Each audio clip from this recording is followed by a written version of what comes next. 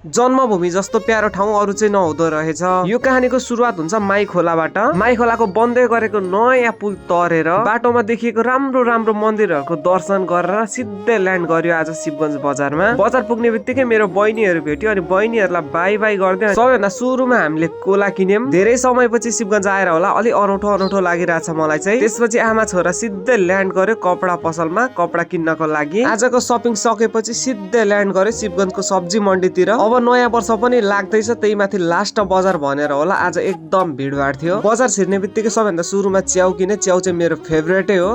साथै अरू घरायसी सामानहरू किनेर सिधै ल्यान्ड गर्यो मेरो बसन्ती भएको ठाउँमा। अनि अर्को कुरा, शिवगञ्ज चाहिँ मेरो जन्मभूमि भएर होला मलाई चाहिँ एकदम बवाल लाग्छ। अनि शिवगञ्ज जानुको कारण चाहिँ देख्न सक्नुहुन्छ बटारे, जुन चाहिँ सानो हुँदा चाहिँ म एकदम धेरै खाने गर्थेँ। शिवगञ्ज किन गएको भन्दाखेरि बटारे खान गएको भन्दा फरक नपर्ला। अनि हजुरहरूलाई चाहिँ बटारे कस्तो लाग्छ, तर मलाई चाहिँ एकदम चुम्मीवाला लाग्छ।